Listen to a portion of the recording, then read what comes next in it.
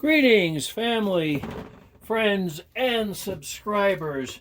My name is James, you all know that, and today we're here to talk about something a little irksome, but needs to be talked about.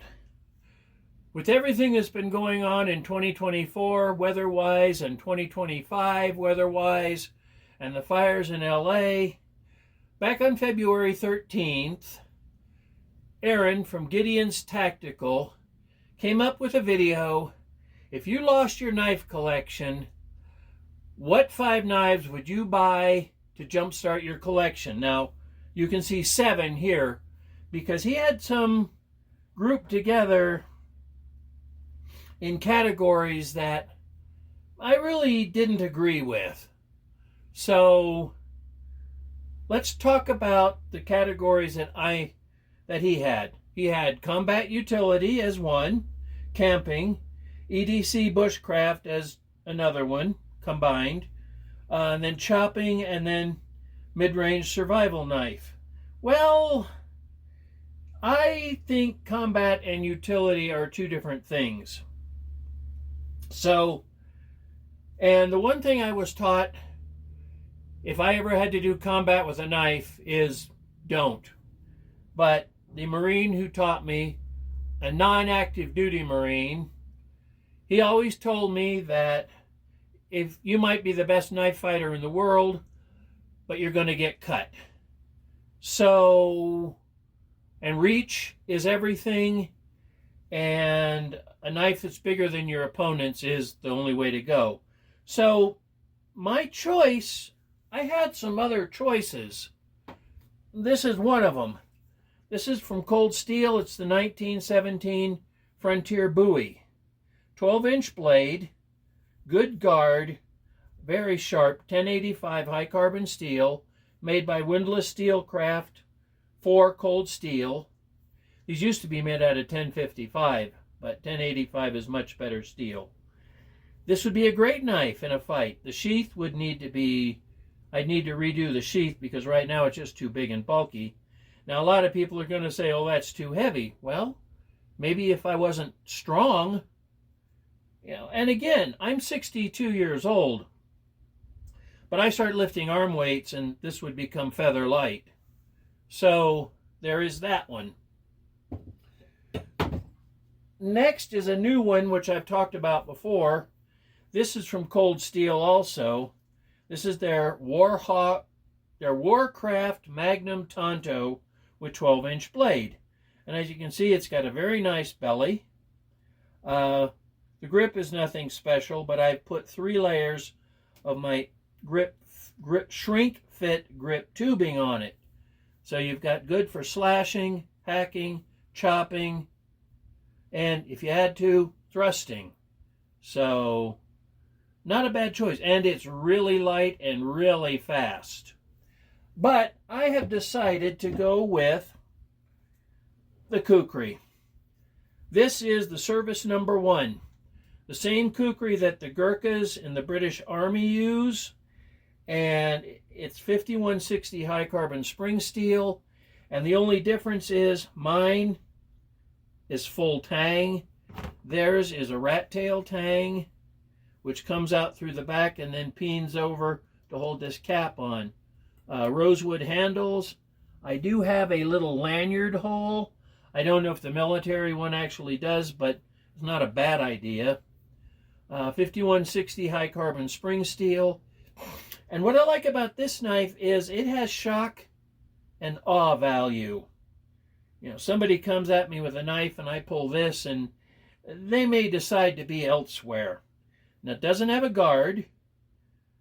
Some people say you can't thrust with a kukri, but you can, but you don't thrust like this.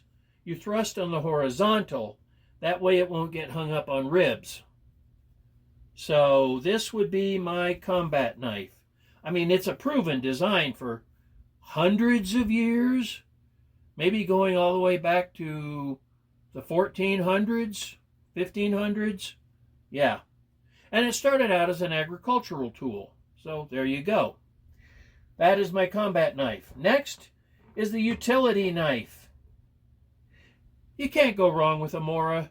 This is the 511 Basic, and it's lightweight, high carbon steel. This is what a utility knife should be. I can do everything, every knife task with this, but chopping and splitting wood, because I've got other knives for that. So there's my utility knife. Camping. We're going to go all the way back to 1834, when a guy by the name of J. Russell opened up a knife factory on the Green River in Massachusetts and produced Green River knives. This is the traditional Hunter, catalog number 4215, walnut handles with a crosshatch pattern. And if you don't like it, sand it down. I did a little bit. Hit it with boiled linseed oil and you're good to go. The blade is 1095 high carbon steel. It's 5 inches long. This is a good basic camp knife. You can do everything from cutting cordage, leather, rubber, canvas, to slicing a tomato for your BLT. An excellent knife. Does not come with a sheath, but there are sheaths available, or you can make your own.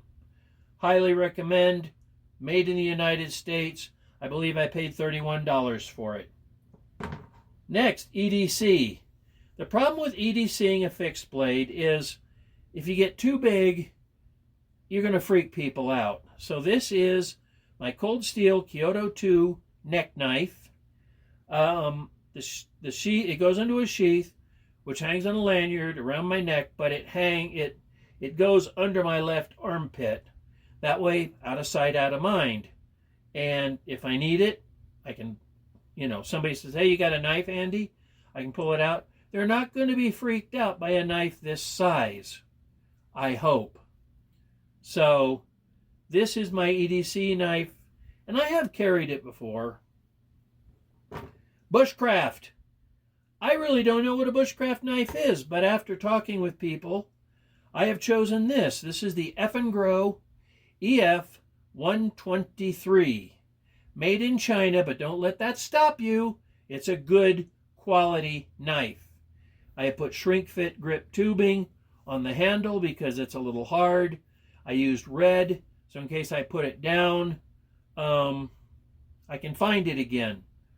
Nice 6-inch long blade with about, 5.5-inch cutting. You've got jimping along the top, and you've got a choil on the bottom, so you can really choke up and do fine work.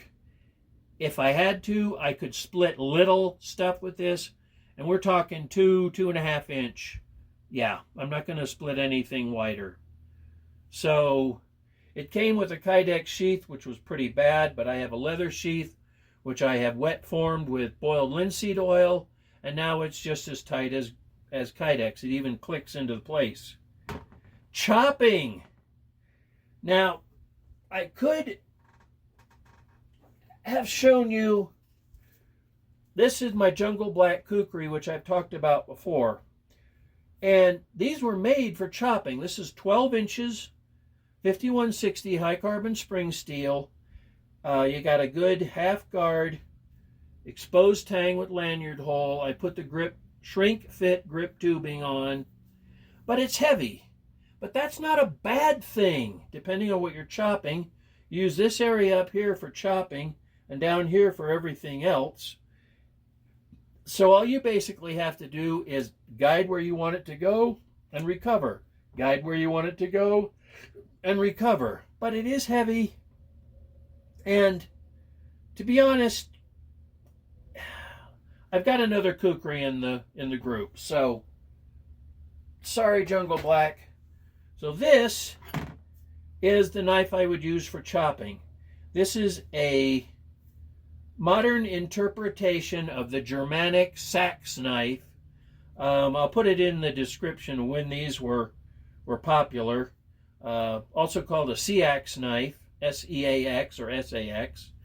And these were made popular during the age of the Vikings.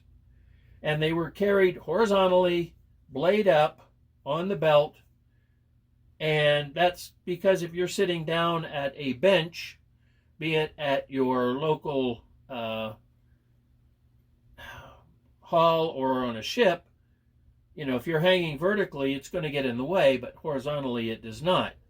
5160 high carbon spring steel, and funny enough, this was also made in Nepal.